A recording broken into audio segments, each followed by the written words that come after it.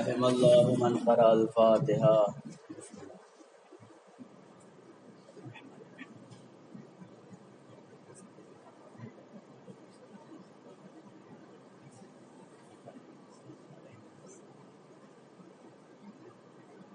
لا حول ولا قوة إلا بالله العلي العظيم. أعوذ بالله السميع العليم من الشيطان الرجيم. بسم الله الرحمن الرحيم. الحمد لله الذي لا يبلغ مدحته القائلون ولا يحصي نعماءه العادون ولا يؤدي حقه المجتهدون. الذي لا يدركه بعد الهمم ولا يناله غوص الفتن. الذي ليس لصفته حد محدود ولا نعت موجود ولا وقت معدود ولا أجل ممدود.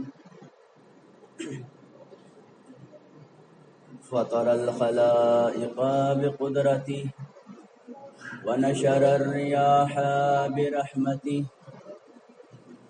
وودد بالصخور ميدان أرضه.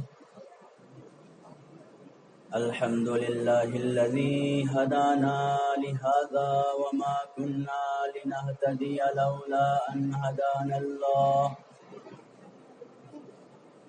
لقد جاءت رسل ربنا بالحق والصلاة والسلام والتحية والإكرام على رسول الثقلين محبوب رب المغربين والمشرقين جد الحسن والحسين أبي القاسم محمد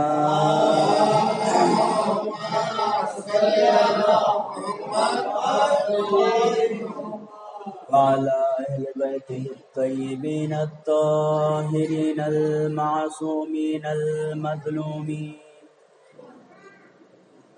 ولعنة الله على أعدائهم أجمعين من الآن إلى قيام يوم الدين. أما بعد، فقد قال الله تبارك وتعالى في كتابه المجيد وفرقانه الحميد وقوله الحق: يا أيها الذين آمنوا اتقوا الله وكونوا مع الصادقين. صلوات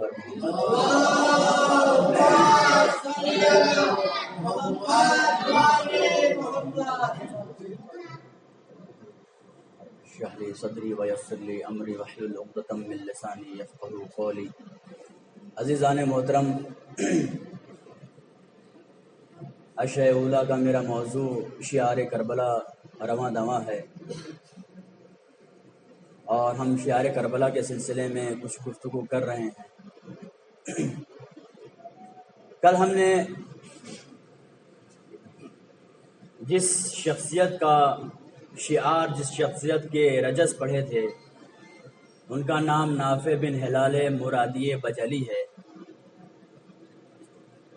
نافع بن ہلال مرادی بجلی کی بہت ہی میٹھی، بہت ہی پیاری رجز تھی، اور آپ کے پاس 12 تیر تھے، ٹوٹل 12 تیر تھے. کربلا کے میدان میں گئے، جانے کے بعد سے 12 کے 12 تیر سے 12 لوگوں کو واصل جہنم کیا. ایک بھی تیر خطا نہیں گئی. اور 12 کن لوگوں کو مارا ہے؟ 12 ایسے لوگوں کو مارا ہے جو عمر سعد کے لشکر کے بہت ہی کرتا دھرتا تھے. نامور سپاہیوں کو مارا تھا. 12 سپاہیوں کو، وہ بھی نامور سپاہیوں کو مار دینا کوئی معمولی بات نہیں ہوتی ہے. آپ نے 12 تیر سے 12 سپاہیوں کو مارا، اور مارنے کے بعد سے جب تیر ختم ہو گئی تو تلوار نکالا اور تلوار سے جنگ شروع کی. بہتوں کو جو ہے زخمی کیا اور بہتوں کو واصل جہنم کیا. ایک سلوات بھیجیں محمد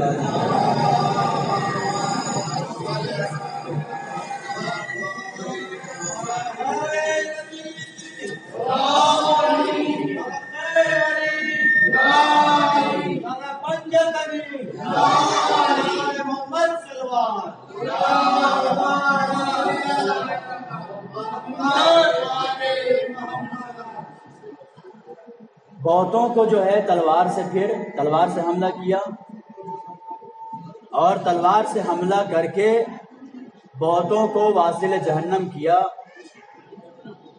سلوات بھیجتے رہے محمد والے جب تک یہ مشکل صحیح نہ ہو جائے.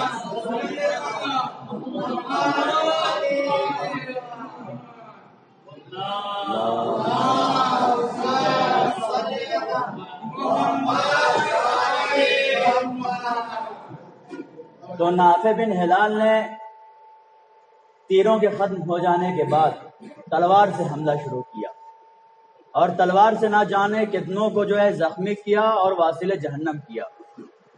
پھر کسی بدبخت نے پیچھے سے حملہ کر کے نافع بن ہلال کے دونوں ہاتھوں کو کاٹ دیا. جب دونوں ہاتھ کٹ گئے تو نافع بن ہلال کو گرفتار کر کے لایا گیا. لوگوں نے کہا کہ عمر سعد بہت زیادہ غصے کے عالم میں ہے، اور اس کو یہ بات پسند نہیں آئی ہے کہ اس نے 12 نامور لوگوں کو مارا ہے. عمر سعد کے پاس لے چلو، دیکھتے ہیں وہ کیا کرتا ہے اس کے ساتھ. عمر سعد کے پاس جب نافع بن ہلال کو لایا گیا ہے تو نافع بن ہلال نے فخرانہ انداز میں کہا ہے کہ میرے پاس 12 تیریں تھیں، اور 12 سے میں نے تیرے 12 نامور لوگوں کو مارا ہے. تیر کے ختم ہو جانے کے بعد سے تلوار سے جنگ کی، اور نہ جانے کتنوں کو جو ہے زخمی کیا ہے اور پھر واصل جہنم کیا ہے. اگر آج بھی میرے بازو ہوتے تو تیری جیسوں کی مجال نہیں تھی کہ حسین کے صحابیوں میں سے کسی کو گرفتار کر سکے. اللہ اکبر. تیری مجال نہیں تھی کہ حسین کے صحابیوں میں سے کسی کو گرفتار کر سکے. ایک مرتبہ عمر سعد کو غصہ آیا اور اس نے کہا کہ اے شمر، لے جانے کے بعد سے اس کو قتل کر دے. عزیزان محترم توجہ رہے، کیونکہ اب جو نقطہ آنے والا ہے وہ بہت اہم نقطہ ہے. عمر سعد نے کہا شمر لے جا کر کے اس کو قتل کر دے. وہ لے کر کے آیا جناب نافع بن ہلال کو قتل کرنے کے لیے. نافع بن ہلال نے بہت ہی خوبصورت تاریخی جملہ کہا ہے. اپنے علم کو بتا رہے کہ اصحاب امام حسین کا علم کس منزل پر تھا. جب لے کے گئے قتل کرنے کے لیے تو کہتے الحمدللہ الذی جعل منایانا علی یدی شرار خلقہ، کہ تمام حمد ہے اس اللہ کے لیے کہ جس نے ہماری موت کو دنیا کے سب سے شریر ترین خبیث ترین انسان کے ہاتھوں میں قرار دیا ہے. میں کہوں گا نافع، تجھے کیسے پتا چلا کہ شمر سب سے بدترین انسان ہوئے زمین پر ہے؟ ابھی تو کربلا میں حسین شہید بھی نہیں کیے گئے. تو عجب نہیں کہ اصحاب حسین بتائیں کہ دادان تجھے ہو کیا گیا ہے، تو کس دنیا میں رہ رہا ہے. حسین تو بڑی چیز ہے کہ کربلا کے میدان کا اس کو علم تھا کہ نہیں تھا. ارے اصحاب حسین بھی اس کمال پر فائز تھے کہ ہر ایک اصحاب کو پتا تھا کہ کون کیسے شہید کیا جائے گا. اور میں یہ دیکھ رہا تھا کہ میرے آقا کا جو قاتل ہے وہی میرا بھی قاتل ہے. اس لیے میں اللہ کی حمد کرتا ہوں کہ جو میرے آقا کا قاتل ہے وہ میرا بھی قاتل ہے. صلوات بر محمد و آل محمد.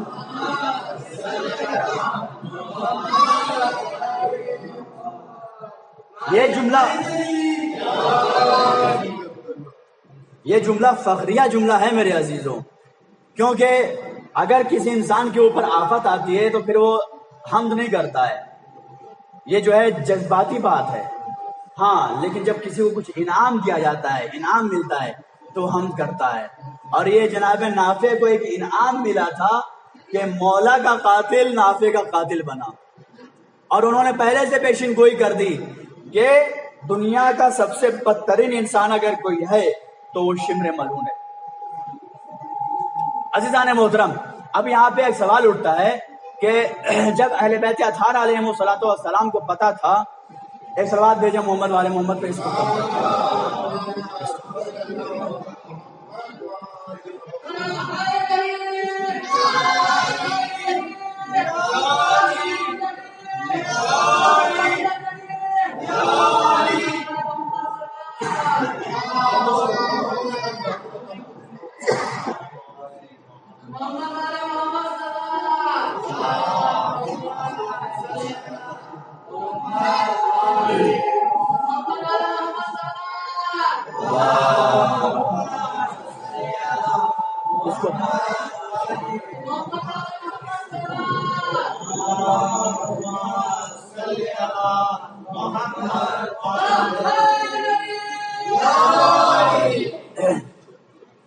میرے عزیزوں، اب یہاں پہ ایک سوال اٹھتا ہے کہ جب اصحاب امام حسین علیہ السلام کو پتا تھا، امام حسین کو پتا تھا کہ کربلا کے میدان میں جائیں گے تو قتل کر دیے جائیں گے، تو جب پتا تھا تو پھر گئے ہی کیوں؟ سوال اٹھتا ہے کہ نہیں اٹھتا ہے؟ جب پتا تھا کہ ہم مار ڈالے جائیں گے تو پھر گئے کیوں؟ جانا نہیں چاہیے تھا۔ اور خداوند عالم اشکال کرنے والے ہمارے مذہب کے اوپر یہی اشکال کرتے ہیں۔ خداوند عالم نے ارشاد فرمایا ہے لا تلقوا بأیدیکم الی التہلکہ، لا تلقوا بانفسکم الی التہلکہ، تم اپنے آپ کو جو ہے ہلاکت میں مت ڈالو۔ تو جب امام حسین کو پتا تھا کہ میں جاؤں گا قتل کر دیا جاؤں گا، اصحاب حسین کو پتا تھا میں جاؤں گا قتل کر دیا جاؤں گا، پھر کربلا کے میدان میں گئے کیوں؟ تو بھائی دیکھیں، میں مختصر جواب دوں گا اس کا، کیونکہ اس کا جواب کوئی ضروری نہیں ہے کہ ہم بہت طولانی کروں، میں طولانی کروں۔ ایک چھوٹا سا جواب ہے۔ آپ نے قرآن کی آیت پہ غور نہیں کیا۔ قرآن کی آیت کیا ہے؟ لا تلقوا بأیدیکم الی التہلکہ، ہلاکت میں مت ڈالو، اپنے آپ سے اپنے آپ کو ہلاکت میں مت ڈالو۔ ہلاکت میں ڈالنے سے اللہ نے منع کیا ہے۔ ہلاکت ہوتی کیا ہے؟ پانی میں آپ نے شکر ڈالا یا نمک ڈالا اور شکر گھل جائے یا نمک گھل جائے، اس کو کیا کہتے ہیں؟ ہلک الملح، نمک گھل گیا، یا یہ کہ شکر گھل گئی، شکر ہلاک ہو گئی۔ ایک چیز جب دوسرے چیز میں جا کر کے اپنے وجود کو فنا کر دے تو اس کو کہتے ہیں ہلاکت، پھر اس کا وجود باقی نہیں رہتا ہے۔ اب اگر میں پانی میں کہوں کہ آپ بتائیے کہ پانی میں شکر ہے کہ نہیں ہے، اگر آپ نے مجھے شکر ڈالتے ہوئے نہیں دیکھا ہوگا تو کیا بتا پائیں گے کہ پانی میں شکر ہے یا نہیں ہے؟ صرف دیکھ کر کے میں بس پوچھوں کہ بتائیے پانی میں نمک ہے کہ نہیں ہے، آپ بتا پائیں گے؟ نہیں، کیونکہ نمک نے اپنے شکر کو ہلاک کر لیا ہے۔ نمک نے اپنے شکر کو ہلاک کر لیا ہے۔ بہت توجہ رہے عزیزو، نمک نے اپنے وجود کو ہلاک کر لیا، شکر نے اپنے وجود کو ہلاک کر لیا۔ خداوند عالم نے کیا فرمایا کہ لا تلقوا بأیدیکم الی التہلکہ، تم اپنے آپ سے اپنے آپ کو ہلاکت میں مت ڈالو۔ ہلاکت میں ڈالنے سے منع کیا ہے، شہادت سے منع نہیں کیا ہے۔ خداوند عالم ارشاد فرماتا ہے افحسبتم انما خلقناکم عبثا وانکم الینا لا ترجعون، کیا تم یہ گمان کرتے ہو کہ تمہیں بیہودہ خلق کیا گیا ہے اور تم ہماری طرف پلٹ کر کے نہیں آؤ گے؟ نہیں عزیزو، پلٹ کے سب کو جانا ہے۔ ایک عام مردہ بھی پلٹ کر کے جائے گا، ایک شہید بھی پلٹ کر کے جائے گا، لیکن خداوند عالم فرق بتانا چاہ رہا ہے کہ ایک عام موت میں اور شہید کی موت میں فرق کیا ہوتا ہے۔ خدا کہہ رہا ہے کہ وَلَا تَحْسَبَنَّ الَّذِينَ قُتِلُوا فِي سَبِيلِ اللَّهِ أَمْوَاتًا بَلْ أَحْيَاءٌ عِندَ رَبِّهِمْ يُرْزَقُونَ، کہ جو اللہ کی راہ میں قتل کر دیا جائے تم اسے مردہ تسلیم نہ کرنا، تم اسے مرا ہوا نہ جاننا، بلکہ وہ زندہ ہیں اور اپنے رب کے پاس سے رزق کما رہے ہیں، رزق حاصل کر رہے ہیں۔ تو جس طریقے سے ہم کھانا پینا کرتے ہیں، جس طریقے سے ہم اپنی زندگی کو چلا رہے ہیں، رزق حاصل کر رہے ہیں، ایک شہید بھی روز رزق کو حاصل کر رہا ہے، اور اسی طریقے جیسے ہم زندہ ہیں ویسے ایک شہید بھی زندہ ہے۔ ایک آیت یہ ہو گئی، دوسری آیت میں آپ کے حسناتوں کے حوالے کر دوں۔ خداوند عالم نے ارشاد فرمایا من قتل نفسا فقد قتل الناس جميعا ومن احیاها فقد احیا الناس جميعا، جس نے ایک انسان کو قتل کیا اس نے پوری انسانیت کو قتل کیا، اور جس نے ایک انسان کو زندگی عطا کی اس نے کل انسانیت کو زندگی عطا کی۔ حسین کربلا کے میدان میں 72 کو شہید کر کے پورے اسلام کو قیامت تک پہنچا رہے ہیں۔ صلوات پر محمد والے محمد۔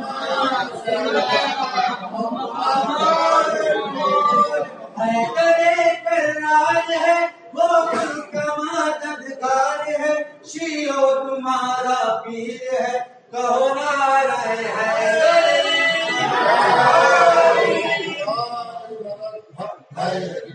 تو عزیزان محترم، دین اور جو ہم نے کل رجس پڑھی تھی نافع بن ہلال کی، اس میں کیا فرمایا؟ انا الغلام الیمنی البجلی، میں یمنی اور بجلی جو ہے مرد ہوں، اور کیا ہے؟ دینی علی دین حسین ابن علی، میرا دین وہی دین ہے جو حسین ابن علی کا دین ہے۔ پھر فرماتے ہیں اضربکم ضرب غلام بطلی، میں جوان مردوں والا حملہ کر کے تمہیں مار ڈالوں گا، واصل جہنم کروں گا۔ تو یہ ہے رجز، اور رجز کا پیغام کیا تھا؟ نوالی من والا کا ونعادی من عاداک، اے ابا عبداللہ الحسین علیہ السلام، جو آپ کا محبوب ہوگا وہ ہمارا محبوب ہوگا، جو آپ کا دشمن ہوگا وہ ہمارا دشمن ہوگا۔ ایک مرتبہ ایک شخص رسالت مآب حضرت محمد مصطفیٰ صلی اللہ علیہ وسلم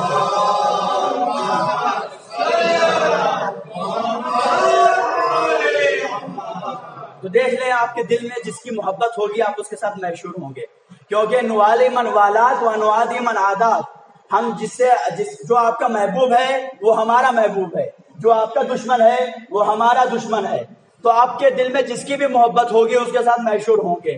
ایک شخص رسالت مآب کی پناہ میں آیا، حضور میں آیا، اور آنے کے بعد سے کہنے لگا یا رسول اللہ بتائیے مجھے قیامت کب ہونے والی ہے؟ رسول اسلام نے فرمایا کہ تو نے اعمال میں سے کیا انجام دیے ہیں کہ جو تجھے قیامت کے لیے زیادہ جلدی ہو رہی ہے؟ کہا کہ یا رسول اللہ نماز پڑھی، ایک نماز پڑھی، ایک روزہ رکھا، لیکن مستحب نمازوں سے، مستحب روزوں سے میرا دامن خالی، ہاتھ خالی، اس کے علاوہ میرے پاس کچھ نہیں ہے، صرف ایک تھوڑی سی نماز ہے، واجب جو نماز تھی، اور تھوڑے سے روزے ہیں، بتائیے میرا انجام کیا ہوگا؟ رسول اسلام فرماتے ہیں انتا مع من احببت، تم قیامت کے دن جس کی محبت تمہارے دل میں ہے اس کے ساتھ رہو گے۔ تو اس نے کہا یا رسول اللہ ہاں ایک نیکی میرے اندر ہے، میں نے نیکیاں زیادہ نہیں کی، نمازیں زیادہ نہیں پڑھی، روزہ زیادہ نہیں رکھا، لیکن آپ کی محبت سے میرا دل بھرا ہوا ہے۔ رسول اسلام نے فرمایا انتا مع من احببت، تیرے دل میں جس کی محبت ہے قیامت کے دن تو اس کے ساتھ رہے گا۔ تبھی تو ہم کہتے ہیں کہ اے اللہ علی کے دوست رکھنے والوں کو علی کے ساتھ محشور کر دینا، اور جو علی کے دوست نہیں ہے، جس کی بھی دوستی ان کے دلوں میں ہے، ان کو ان کے ساتھ محشور کر دینا۔ صلوات پر محمد و آل محمد۔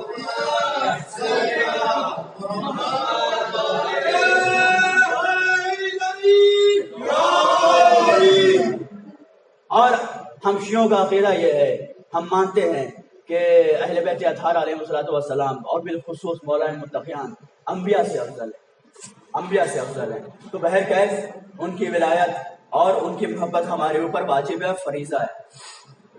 مولانا متقیان دیکھیں بہت ہی بس یہ واقعہ اور پھر انشاءاللہ ربط مسائل، اور یہ واقعہ نہیں یہ روایت ہے۔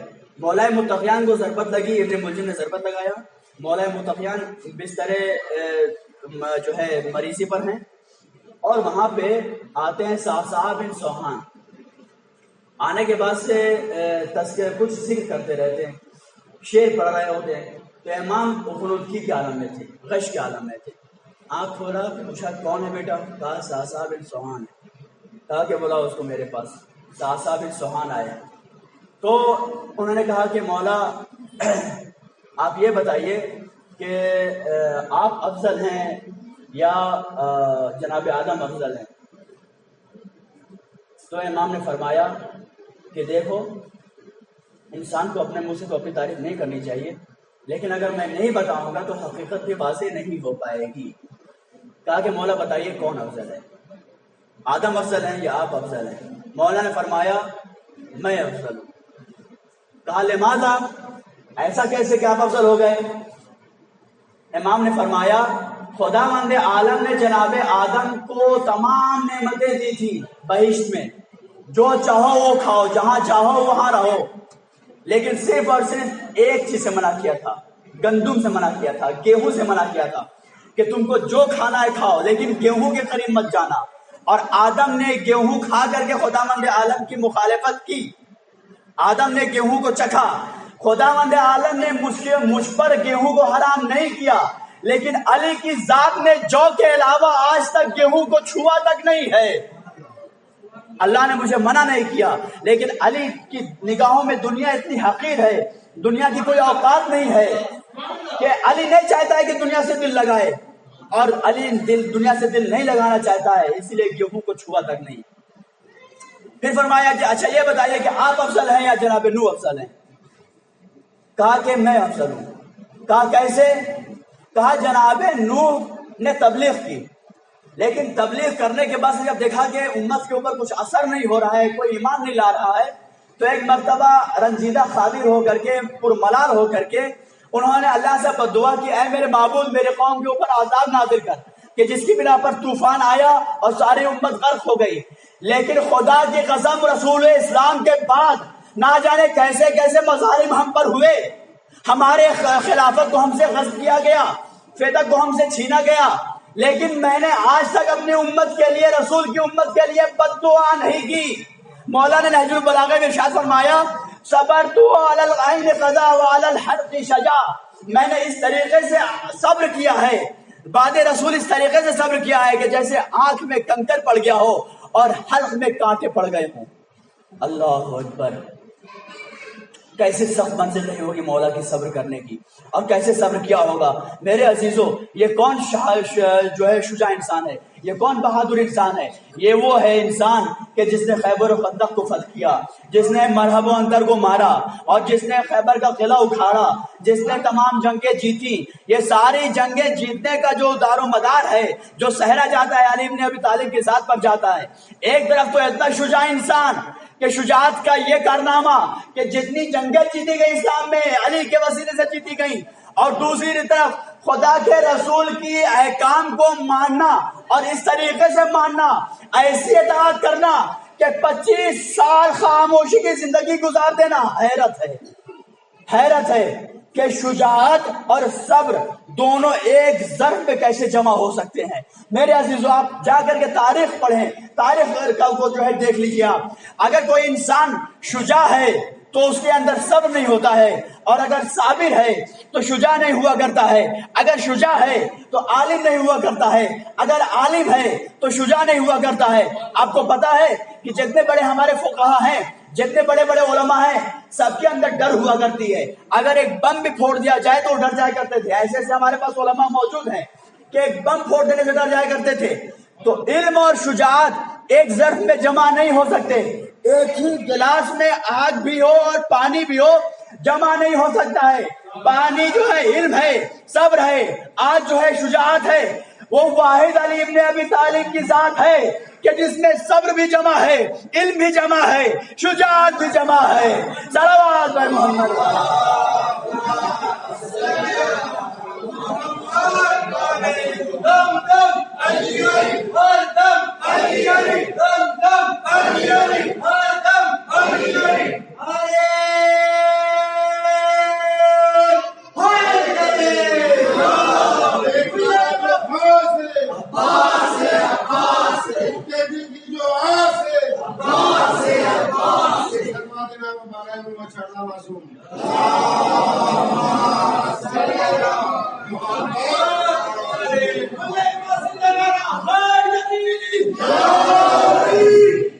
اور پھر جو ہے سعد بن سوحان نے پوچھا، مولا اب یہ بتائیے کہ آپ افضل ہیں یا ابراہیم افضل ہیں؟ آپ افضل ہیں یا ابراہیم افضل ہیں؟ تو کہا کہ میں افضل ہوں۔ کہا کیسے؟ لماذا؟ کیسے ممکن ہے کہ آپ افضل ہوں؟ کہا کہ جب جناب ابراہیم نے ایک مردے کو دیکھا کہ وہ مرا ہوا ہے تو اللہ نے سوال کیا کیفا تحیی الموتیٰ، تو مردوں کو زندہ کیسے کرے گا؟ رجت کے سلسلے میں ہر انسان مرنے کے بعد سے پھر رجت میں زندہ کیا جائے گا، قیامت میں زندہ کیا جائے گا۔ ہم جا کر کے وہاں پر قیامت میں حساب کتاب کریں گے۔ جناب ابراہیم نے کہا کہ کیفا تحیی الموتیٰ، ہے میرے مولا تو ان مردوں کو زندہ کیسے کرے گا؟ خدا نے کہا اولم تؤمن، کیا تجھے ایمان نہیں ہے؟ توجہ رہے میرے عزیزو، کیا تجھے ایمان نہیں ہے؟ تو جناب ابراہیم نے کہا لماذا، اے میرے معبود ایمان ہے، ولیکن لیطمئن قلبی، میں نے اس سوال صرف اور صرف اس لیے کیا ہے تاکہ میں اطمینان قلب حاصل کر سکوں۔ تو خداوند تعالیٰ نے جناب ابراہیم کو کہا کہ تم 4 الگ الگ پرندوں کو لو اور ان کو قیمہ قیمہ کرو، جا کر کے پہاڑوں کے اوپر جو ہے ان کو چھینٹ دو اور پھر آواز دو، دیکھو سارے کے سارے پرندے اٹھ کے چلے آئیں گے۔ جناب ابراہیم نے ایسا ہی کیا، پرندوں کو لیا، لے کر کے سب کو ملا کر کے قیمہ قیمہ کیا اور جا کر کے پہاڑوں کے اوپر اس کو چھینٹ دیا، اور پھر ان کی چوچیوں کو پکڑ کر کے بلایا کہ تم سب میری طرف آؤ. جب جناب ابراہیم نے آواز دی, جس پرندے کو آواز دی, دیکھا کہ گوشت پہاڑ سے بلند ہو رہے ہیں, اٹھ رہے ہیں, آ کر کے جو اس سے ملحق ہو رہے ہیں اور پھر زندہ ہو جا رہے ہیں. جب خداوند عالم نے ابراہیم کو دکھا دیا تو کہا کہ اے میرے مولا, اب میرے ایمان میں جو ہے میرا ایمان محکم ہو گیا ہے, میرا جو ہے اطمینان قلب حاصل ہو گیا ہے. اور میں نے کیا کہا, مولا متقیان کہتے ہیں, مولا امیر المومنین کہتے ہیں, لو کوشف الغطاء مزدت تو یقینا, اگر غیب کے پردے علی ابن ابی طالب کی نگاہوں سے اٹھا لیے جائیں تو یقین میں زیادتی نہیں ہوگی. نہیں سمجھے میرے عزیزوں, یعنی کہ علی کی نگاہوں میں, یعنی کہ علی کا عقیدہ ویسا ہے کہ جیسا جناب ابراہیم کا عقیدہ کیا تھا, جناب ابراہیم کا ایمان تھا, اللہ کے اوپر ایمان تھا, لیکن یقین نہیں تھا. یقین حاصل کرنا چاہتے تھے کہ میں دیکھ لوں کیسا ہوتا ہے, کیسے مردوں کو زندہ کرے گا. علی تو موت و حیات کا جاننے والا ہے, علی موت و حیات کا جاننے والا ہے, موت و حیات دینے والا ہے. رسول اسلام نے, لوگ کہتے ہیں کہ جو ہے انبیاء افضل ہے, انبیاء افضل ہے, ائمہ افضل نہیں ہے. جناب عیسیٰ جا کر کے مردوں کو زندہ کیا کرتے تھے, فلاں نبی جا کر کے مردوں کو زندہ کیا کرتے تھے. اے میرے عزیزوں, اگر جناب عیسیٰ میں یہ خصوصیت ہے کہ مردوں کو زندہ کیا کرتے تھے تو تمہارے حبیب نے یہ خصوصیت پائی جانی چاہیے, کیونکہ رسالت مآب کی زندگی کیا ہے, وہ فخر مرسل ہے, وہ خاتم الانبیاء ہیں, ان میں ہونی چاہیے. تو کہتے ہیں کہ نہیں, روایت سے ثابت نہیں ہے. اما بھائی, ہر چیز روایت تھوڑی نہیں ہوتی ہے, اللہ نے عقل کائے کے لیے دی ہے, کبھی تو یوز کر لیا کرو, ٹھیک ہے, کبھی تو یوز کر لیا کرو. عقل کو جو ہے تعدیل دے رکھی ہے. میرے عزیزوں, میرے کہنے کا مقصد یہ ہے کہ اشرف المخلوقات نبی اسی وقت ہو سکتا ہے کہ جب تمام انبیاء کے کمالات اس میں پائے جاتے ہوں. اگر جناب عیسیٰ مردوں کو زندہ کرتے تھے تو میرے رسول میں اسلام میں پایا جانا چاہیے, اور پایا جاتا ہے. ایک مرتبہ ایک قوم, یہودیوں کی قوم رسول مآب کے پاس آئی اور آنے کے بعد سے کہا کہ آپ جو ہے میرے مردوں کو, اگر جناب عیسیٰ مردوں کو زندہ کیا کرتے تھے, کیا آپ زندہ کر سکتے ہیں؟ انہوں نے کہا کہ یہ تو میرا وصی اور میرا ولی اور میرا جانشین علی بھی کر سکتا ہے. کہا کہ علی جاؤ ان کے ساتھ, جس کو زندہ کرنے کے لیے کہیں کہ زندہ کر دینا. مولا متقین قبرستان میں آئے, آنے کے بعد سے کہا کہ بول کس کو زندہ کرنا ہے, کہا کہ فلاں کو زندہ کرنا ہے, فلاں کو زندہ کرنا ہے. مولا متقین نے کہا کہ قبر سے اٹھ, خدا کے رسول کا حکم ہے قبر سے اٹھ. قبر سے اٹھا, اٹھنے کے بعد سے اب مردوں کی زندوں سے بات ہو رہی ہے. انہوں نے کہا کہ دیکھو ہم تو اپنے اعمال کر کے آ گئے, ہم جہنم میں ہیں, لیکن ہم جہنمی اس بات کا اقرار کرتے ہیں کہ رسالت مآب کی رسالت حق ہے اور ان کا وسیع حق ہے. اگر تم لوگ ان دونوں کی ولایت کو مان لو تو جہنم میں جلنے کی نوبت آئے گی. صلوات اور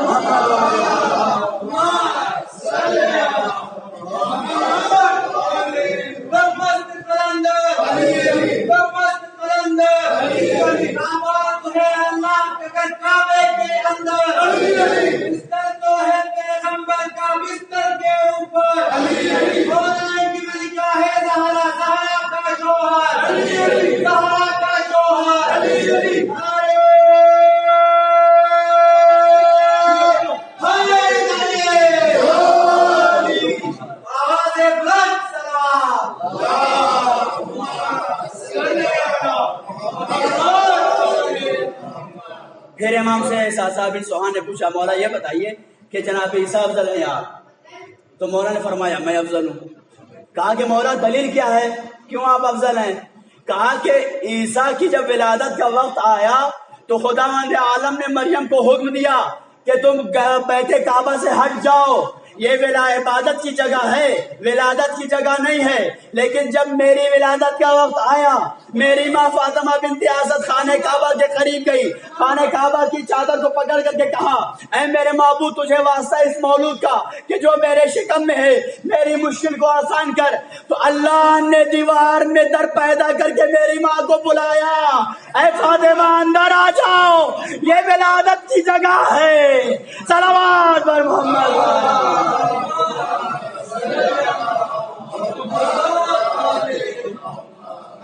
تکبیر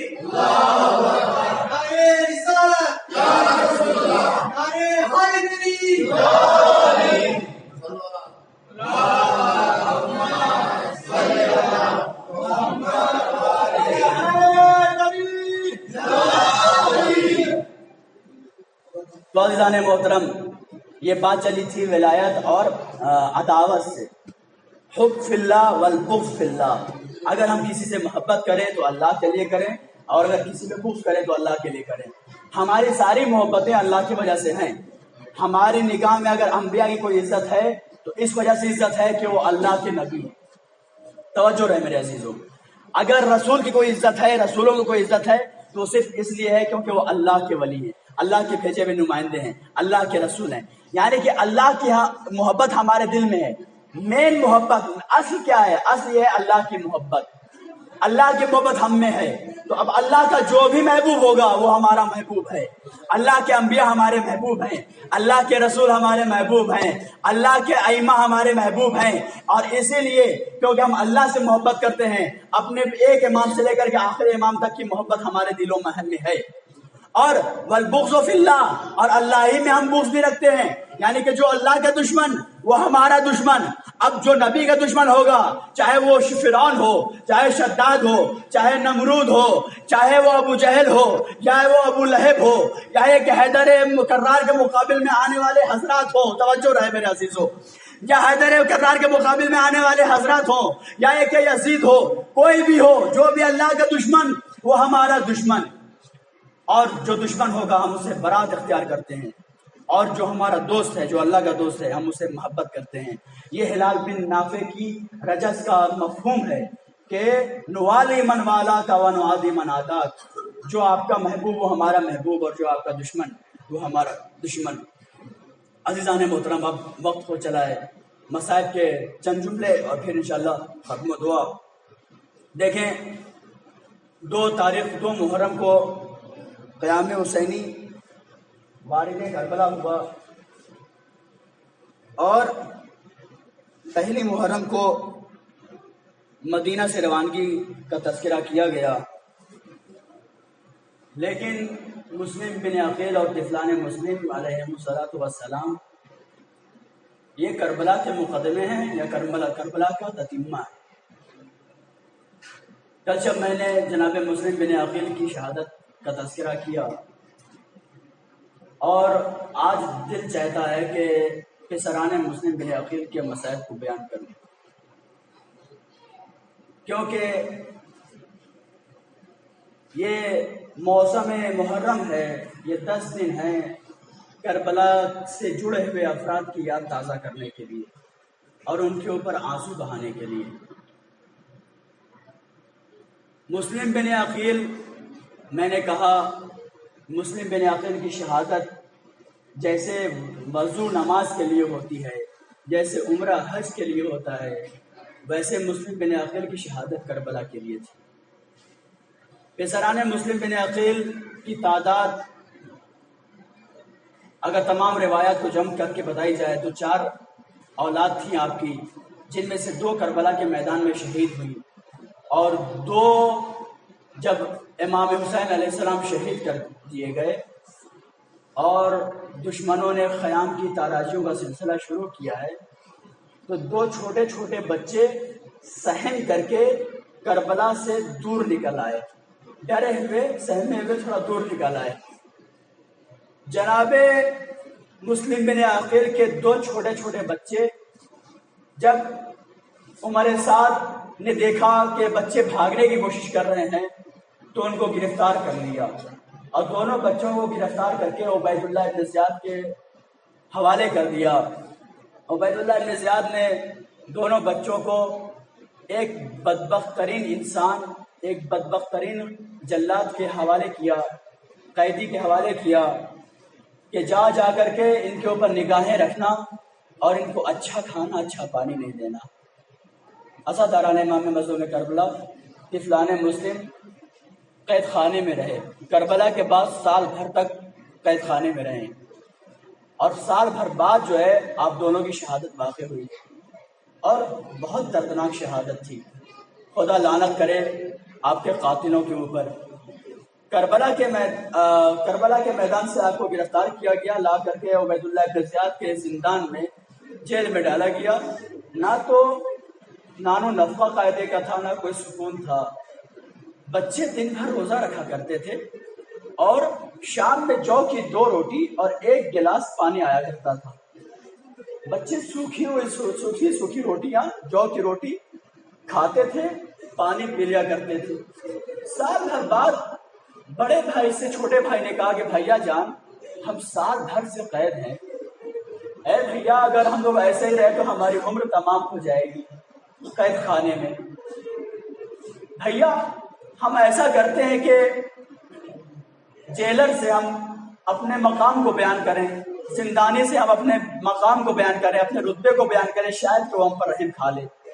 عزاداران امام مظلوم کربلا، وہی بوڑھا شخص زندانی جو دربان تھا، وہ شام میں آیا روٹیاں لے کر کے اور پانی لے کر کے آئے، بچوں لو یہ کھا لو۔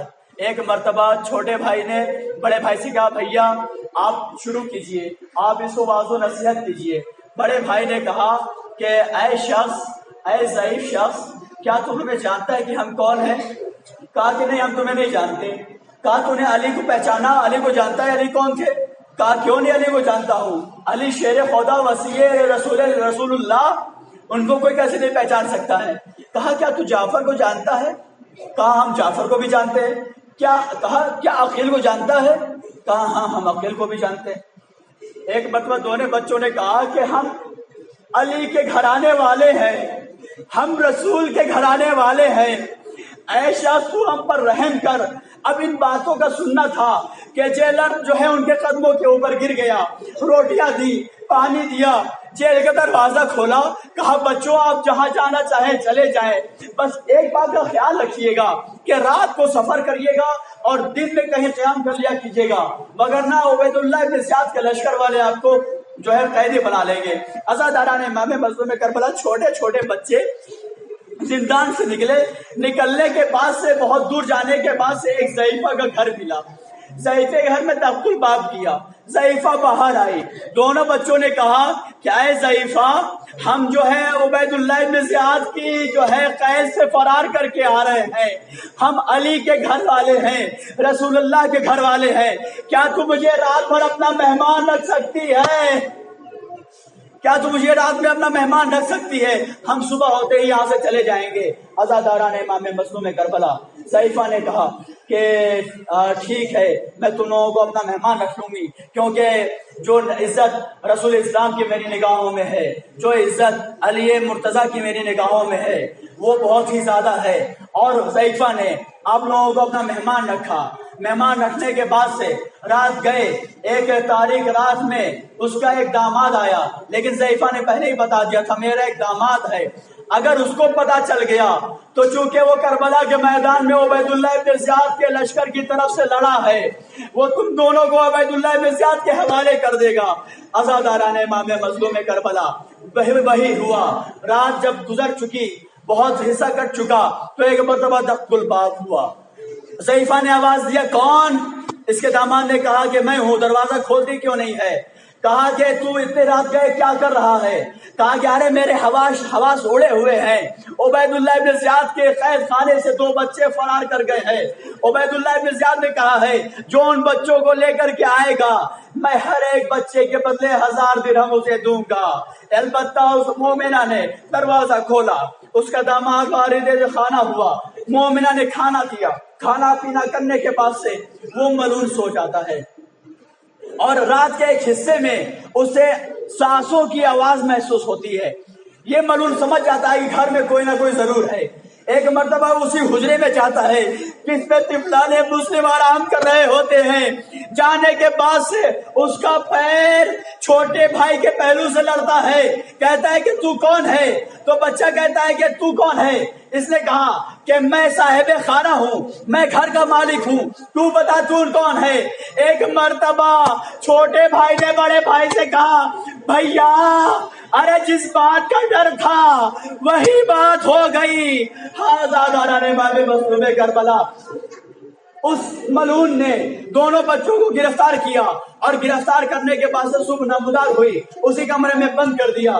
جب صبح نمودار ہوئی تو اس نے اپنے غلام کو بلایا، اور بلانے کے بعد سے کہا کہ اے غلام تو جا، اور جانے کے بعد سے فرات کے کنارے ان دونوں بچوں کے سر و تن سے جدائی کر دے۔ وہ غلام بچوں کو لے کر کے چلا، ابھی کچھ دور ہی گیا تھا کہ ایک مرتبہ انہوں نے کہا کہ اے غلام تو مجھے حبشی معلوم ہوتا ہے.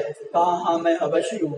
تو کہا کہ میرے نانا کے ایک مؤذن تھے جن کا نام تھا بلال حبشی. کیا تو بلال حبشی کو پہچانتا ہے؟ ایک بتا غلام نے کہا کہ میں بلال حبشی کو کیسے نہیں پہچان سکتا ہوں، وہ تو میرے قبیلے کے تھے. ایک مرتبہ وہ کہتے ہیں کہ اے غلام تو بلال حبشی کی اتنی عزت کرتا ہے اور ہم اسی رسول کے گھر والے ہیں جنہیں تو قتل کرنے لے جا رہا ہے. ایک مرتبہ غلام پیروں پہ گر گیا اور گرنے کے بعد کہا بچوں ہمیں معاف کر دو، اور چھوڑ کر کے دریائے فرات میں کود گیا. اس کے مولا نے کہا کہ تو نے اپنے مولا کی مخالفت کیوں کی، میں تجھے معاف نہیں کروں گا. غلام نے کہا کہ میں تیری اطاعت اس وقت تک تیری اطاعت مجھ پر واجب تھی جب تک تو اللہ کا مطیع تھا. جہاں سے تو نے اللہ کی اطاعت کو چھوڑا وہاں سے میرے اوپر تیری اطاعت واجب نہیں رہی. عزیزان محترم، پھر جو ہے اس جلاد نے اپنے بیٹے کو حکم دیا کہ بیٹا جاؤ، جانے کے بعد سے دونوں بچوں کو قتل کر دو. بیٹا لے کر کے آگے بڑھا. ایک مرتبہ پھر دونوں بچوں نے اپنی رسول کی نسبت کا حوالہ دیا. کہا کہ اے شخص کیا تو جانتا ہے کہ رسول سے ہمیں کیا نسبت حاصل ہے؟ ہم تیرے رسول کے گھر والے ہیں. اچھا یہ بتا اگر تو ہمیں قتل کر دے گا تو بروز قیامت میرے نانا کو کیا منہ دکھائے گا، رسول اللہ کو کیا منہ دکھائے گا؟ ہاں زاداران امام مظلوم کربلا، اس کا بچہ بھی جو ہے دستبردار ہو جاتا ہے اور ظلم نہیں کرتا ہے. ایک مرتبہ جلاد کہتا ہے کہ لگتا ہے کہ مجھے ہی کچھ کرنا پڑے گا. تلوار کو لے کر کے اٹھا، میدان جو ہے لے کر کے گیا نہر فرات کے پاس، اور جانے کے بعد سے کہا کہ اب میں تم لوگ دونوں کو قتل کر دوں گا.